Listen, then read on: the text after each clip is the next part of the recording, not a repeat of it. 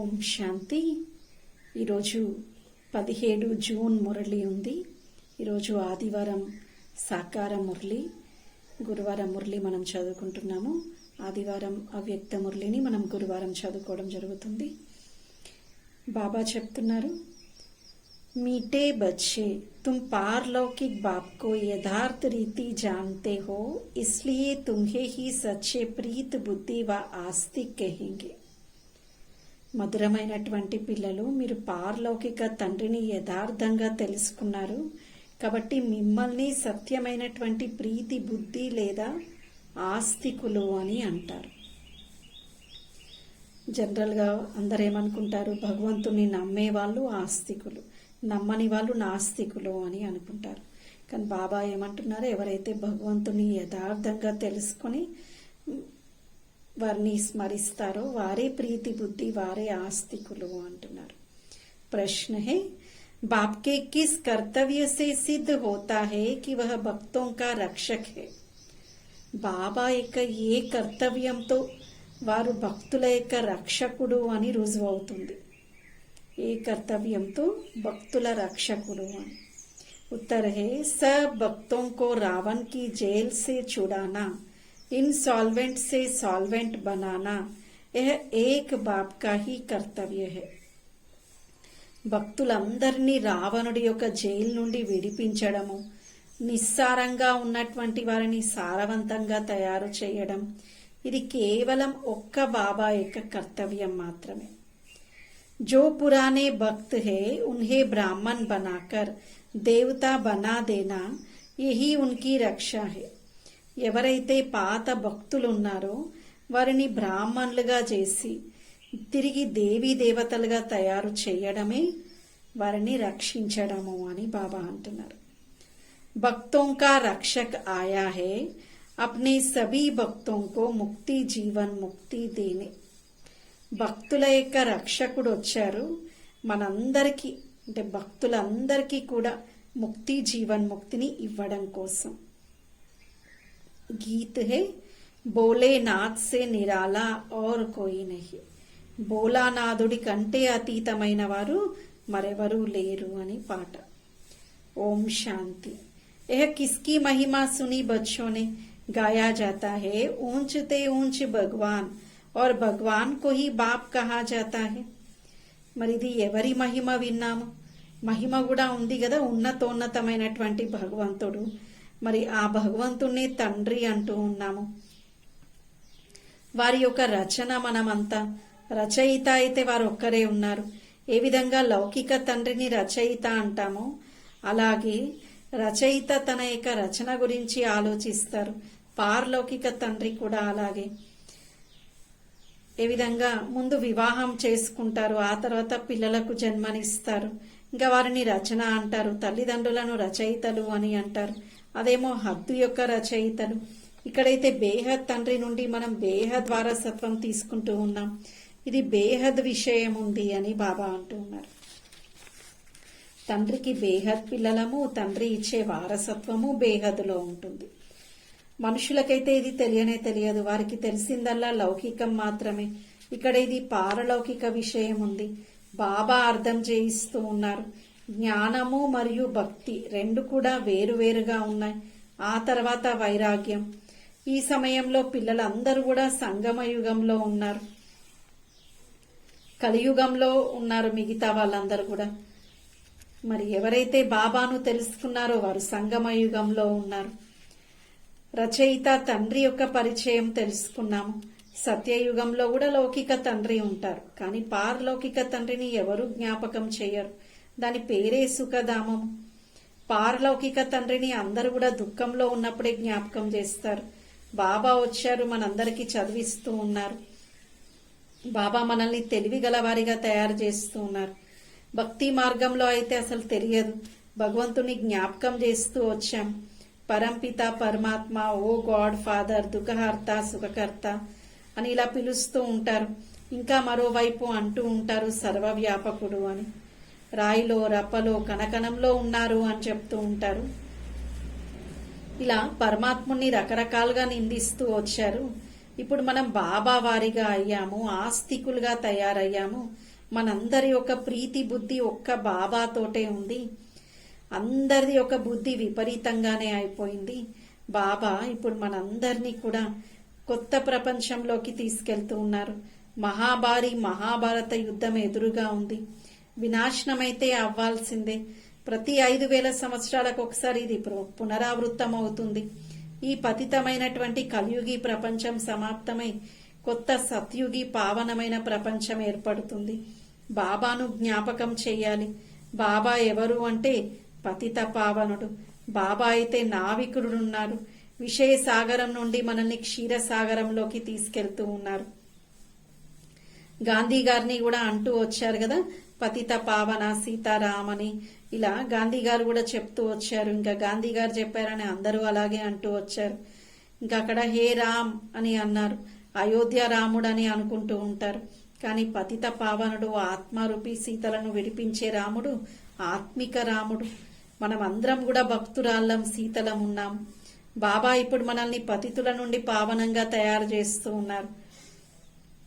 బాబా ఏమి మనల్ని తీర్థయాత్రలకు వెళ్ళండి, మేళాలో వెళ్ళండి అని చెప్పట్లేదు కదా.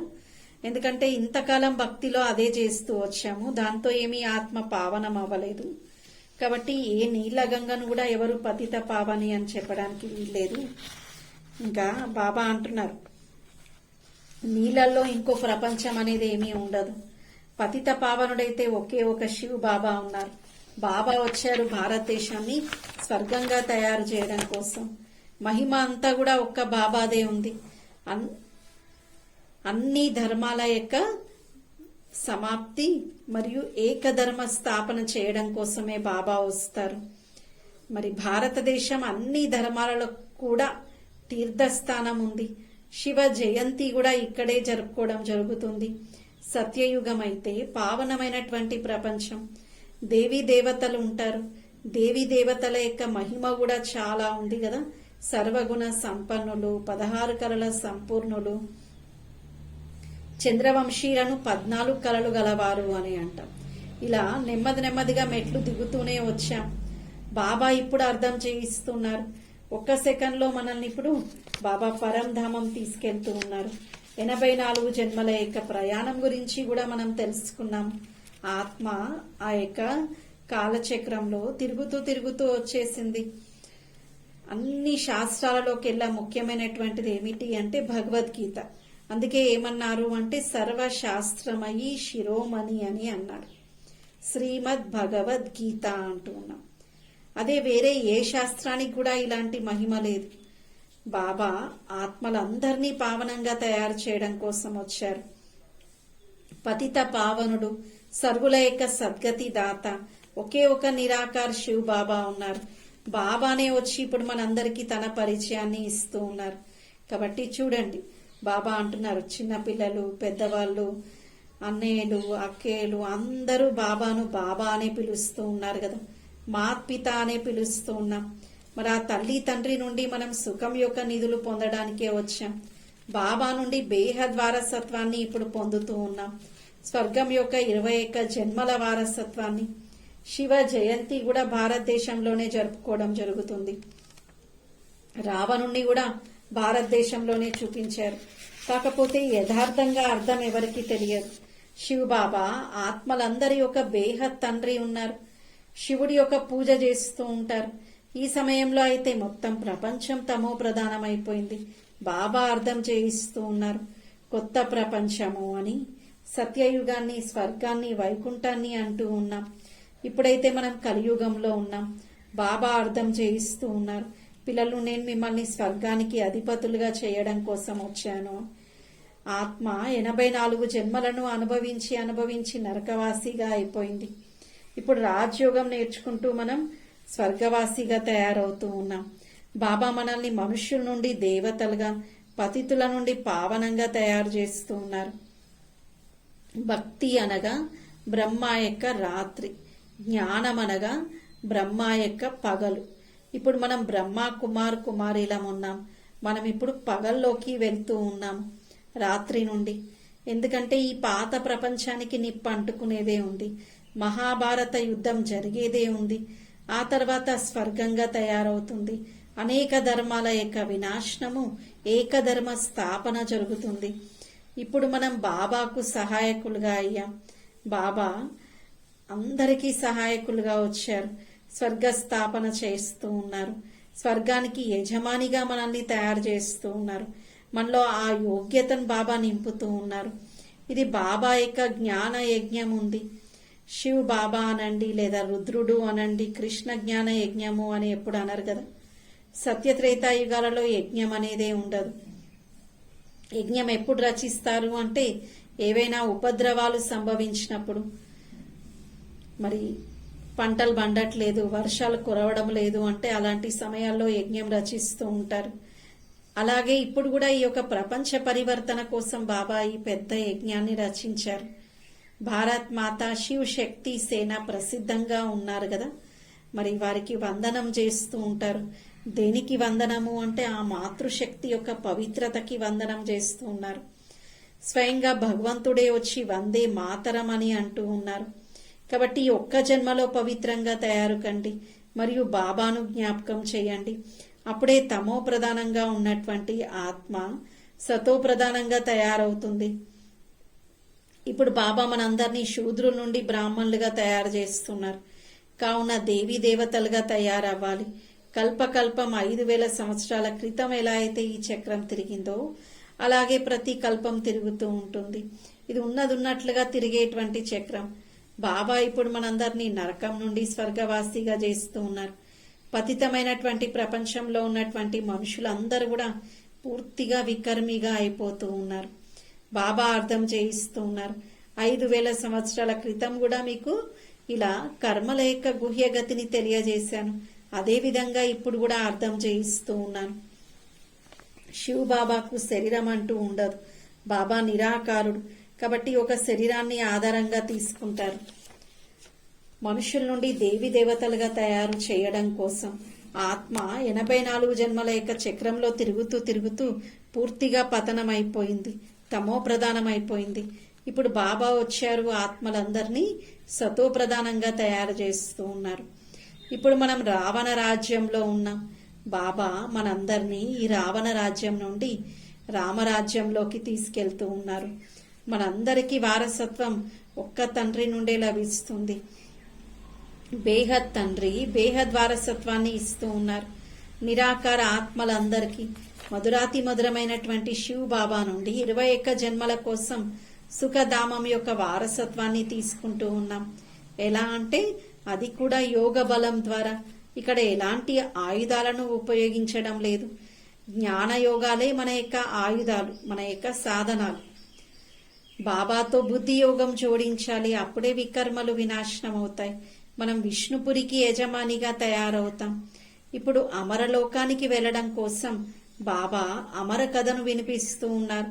అక్కడ ఎలాంటి అకాల మరణం అనేది ఉండనే ఉండదు. దుఃఖం అనేది నామమాత్రంగా కూడా ఉండదు. బాబా వచ్చారు, ఇప్పుడు మనందరికీ శ్రీమతాన్ని ఇస్తూ ఉన్నారు. దీంతో మనం శ్రేష్టాతి శ్రేష్టంగా దేవీ దేవతలుగా తయారవుతూ ఉన్నాం. వేరే ఏ శాస్త్రాలలో కూడా ఇలాంటి జ్ఞానం లేనే లేదు కదా. చూపిస్తూ ఉంటారు కదా, విష్ణువు యొక్క నాభి నుండి బ్రహ్మ వచ్చారు అని. ఇంకా వారి యొక్క చేతుల్లో రకరకాల శాస్త్రాలను చూపించారు. బ్రహ్మ యొక్క చేతిలో బాబా అర్థం చేయిస్తున్నారు. బ్రహ్మ ద్వారానే నేను మొత్తం రచనను రచించడం జరుగుతుంది, ఆది మధ్యాంత జ్ఞానాన్ని మీకు వినిపించడం జరుగుతుంది అని. బాబా ఎవరు అంటే జ్ఞాన సాగరుడు అంటూ ఉంటారు కదా. జ్ఞాన సూర్యుడు ప్రత్యక్షమయ్యారు, అప్పుడే అజ్ఞాన అంధకారం అనేది తొలగిపోతుంది అని. సత్యయుగంలో అజ్ఞానం అనేదే ఉండదు.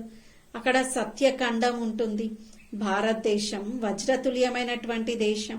వజ్ర వైడూర్యాల యొక్క మహల్స్ ఉండేటువంటివి. ఇప్పుడైతే మనుషులకైతే తినడానికి కూడా ఆహారం లేదు. అలా ధాన్యం యొక్క కొరత ఎంతో ఉంటూ ఉంటుంది.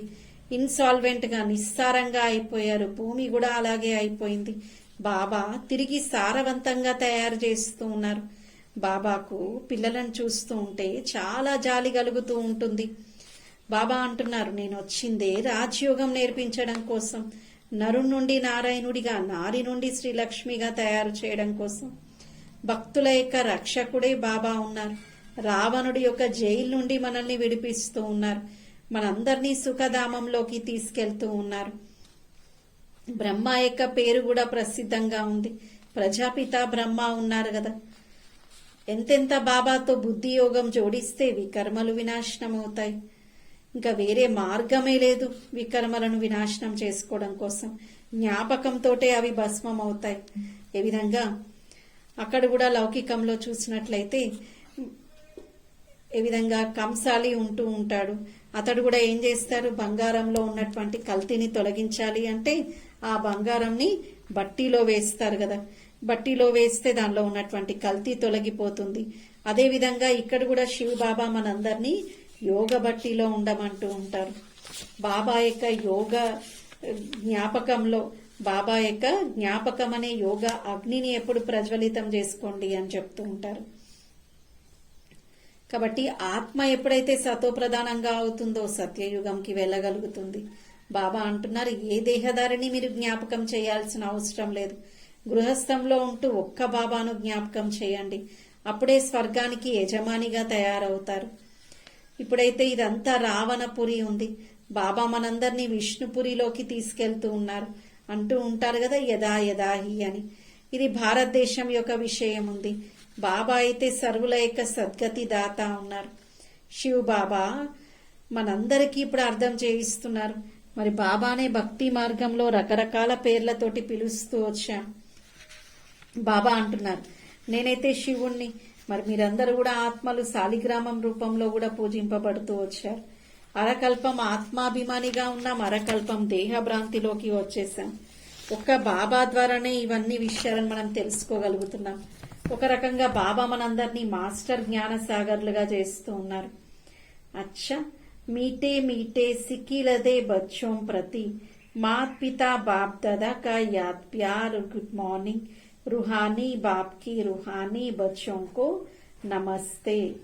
हम रूहानी बच्चों की रूहानी बाप दादा को याद प्यार गुड मॉर्निंग और नमस्ते. मेरा बाबा प्यारा बाबा मीठा बाबा शुक्रिया बाबा वाह बाबा वाह. बाबा ही मेरा संसार है. धारणा कोसम फर्स्ट पॉइंट ఉంది. श्रीमत पर चलकर श्रेष्ठ ते श्रेष्ठ देवता बनना है. శ్రీమతంపై నడుస్తూ శ్రేష్టాతి శ్రేష్టమైన దేవతలుగా తయారవ్వాలి. सारे विश्व की सच्ची सच्ची रूहानी సేవా करनी है. మొత్తం విశ్వం యొక్క సత్యాతి సత్యమైన ఆత్మిక సేవ చేయాలి. మొత్తం విశ్వం యొక్క సత్యమైన ఆత్మిక సేవ చేయాలి. आदि सनातन देवी देवता धर्म की स्थापना में बाप का पूरा मददगार बनना है.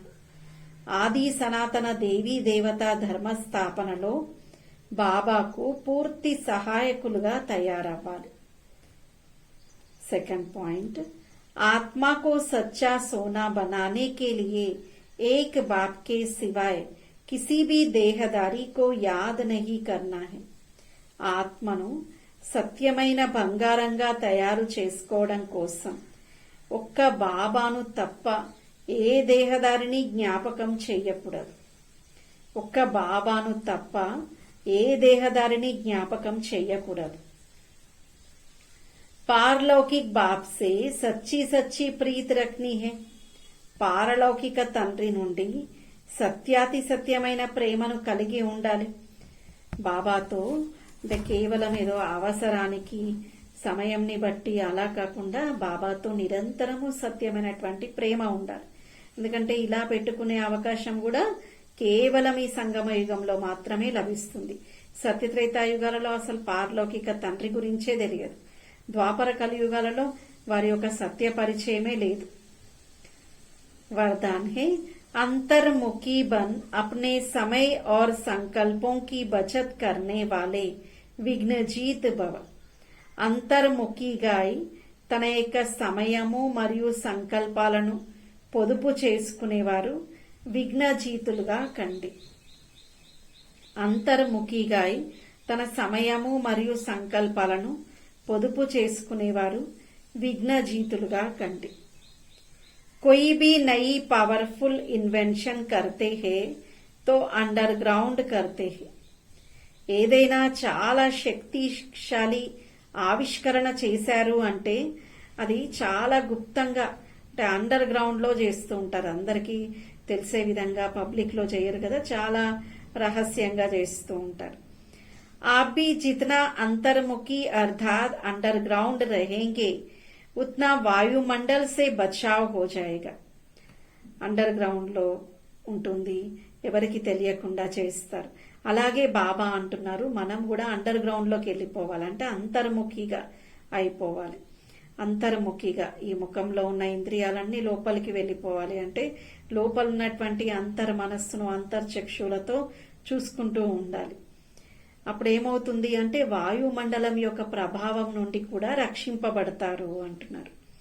मनन शक्ति बढ़ेगी और माया के विघ्नों से भी సేఫ్ హో జాయేంగే. మనన శక్తి కూడా పెరుగుతుంది మరియు మాయా యొక్క విఘ్నాలతో కూడా సురక్షితంగా ఉంటారు. బాహర్ ముక్తా మే ఆతే భీ అంతర్ముఖ్ హర్షిత్ ముఖ్ ఆకర్షణ ముక్త రహో. మరి బాహర్ ముక్తాలో వస్తూ కూడా అంతర్ముఖిగా హర్షిత్ ముఖిగా ఆకర్షణ మూర్తులుగా కండి. कर्म करते भी यह प्रैक्टिस करो तो समय की बचत होगी. కర్మలు చేస్తూ కూడా ఈ యొక్క ప్రాక్టీస్ చేయాలి, అప్పుడే సమయం యొక్క పొదుపు జరుగుతుంది అంటున్నారు. और సఫలతా भी अधिक अनुभव करेंगे. ఇంకా సఫలతను కూడా ఎక్కువగా అనుభవం చేసుకుంటాం. కాబట్టి ఈరోజు రోజంతా కూడా మనం అంతర్ముఖిగా అయ్యేటువంటి సాధన చేద్దాం.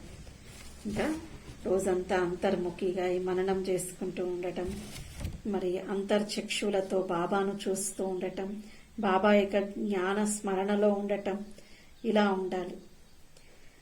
స్లోగన్ बीमारी से घबराओ नहीं, उसे दवाई रूपी फ्रूट खिलाकर विदाई दे दो. బాబా అంటున్నారు అనారోగ్యంతో ఎప్పుడు కూడా గాబరా చెందకూడదు. అనారోగ్యానికి మందులు అనేటువంటి పండ్లను తినిపిస్తూ దానికి వీడుకోలు చెప్పండి అంటున్నారు. అంటే మనం వేసుకునేటువంటి మెడిసిన్స్ ని ఏమనుకోవాలి, ఫ్రూట్స్ అనుకోవాలి. ఫ్రూట్స్ ని ఎలా అయితే ఇష్టంగా తింటామో వాటిని కూడా అలాగే మనం ఇష్టంగా స్వీకరించాలి. అంతేగాని అనారోగ్యం వచ్చింది, జబ్బు చేసింది అని గాబరా పడి ఆందోళన చెందకూడదు. ఈ కరోనా పీరియడ్ లో కూడా అందరికీ అర్థమైపోయింది కదా, ఎవరైతే బాగా గాబరా చెందుతారో భయపడతారో వారికి జబ్బు ఇంకా ఎక్కువగా అయిపోతుంది, వాళ్ళకి రికవరీ తగ్గిపోతుంది అని. కాబట్టి ఎప్పుడు కూడా ఏ అనారోగ్యం వచ్చినా గాబరా చెందకూడదు. ఏదైతే డాక్టర్స్ మెడిసిన్ ప్రిస్క్రైబ్ చేస్తారో ఆ మందులు కూడా వేసుకోవాలి, వాటిని ఫ్రూట్స్ అనుకుంటూ బాబా జ్ఞాపకంలో బాబాను కూడా జ్ఞాపకం చేయాలి. వీలైతే మన ఆరోగ్యం మీద మనం యోగ ప్రయోగం కూడా చేయొచ్చు. కాబట్టి గాబరా చెందకూడదు అంటున్నారు. అచ్చా, ఓం శాంతి.